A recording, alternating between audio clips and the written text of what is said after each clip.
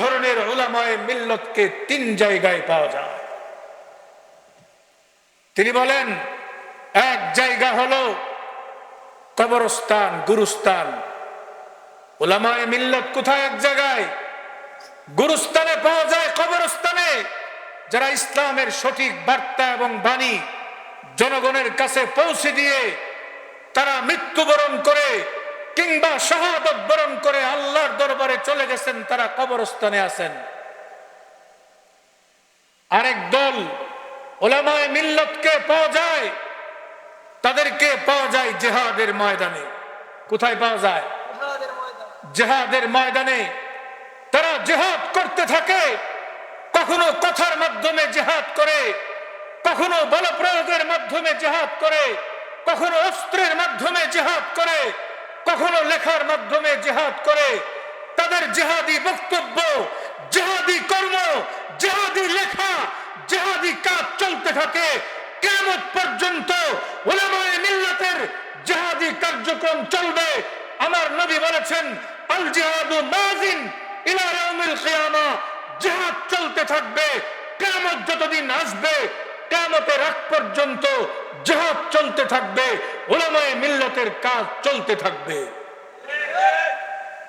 সেই উলামায়ে মিল্লাত কোথাও পাবেন না। গোটা দুনিয়া একদিকে তাগুত যখন ইসলামের বিরুদ্ধে কথা বলে, তাগুত যখন ইসলামকে ধ্বংস করার ষড়যন্ত্র করে, উলামায়ে মিল্লাত তখন ইসলামের পক্ষে জীবন বাজি রেখে তারা সংগ্রাম করে নিজের জীবন দিয়ে দেয়। আরেক জায়গায় পাওয়া যায় উলামায়ে মিল্লাতকে, সেটা হলো জেলখানায়, কারাগারে।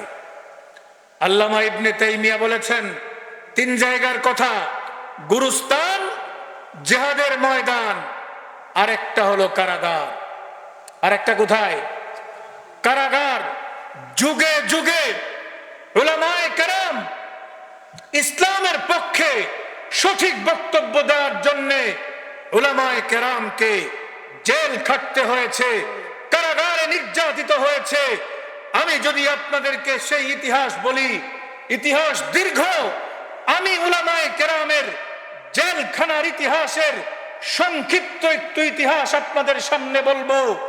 ইসলামের প্রসিদ্ধ চার মাযহাব। ইসলামের মাযহাব কয়টা? চারটা মাযহাব আছে। এক নম্বর মাযহাব হলো হানাফি মাযহাব। এক নম্বর মাযহাব কি? হানাফি মাযহাব।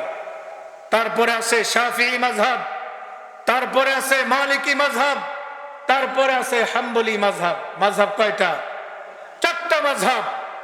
এই চার মাযহাবের অনুসারী গোটা দুনিয়ার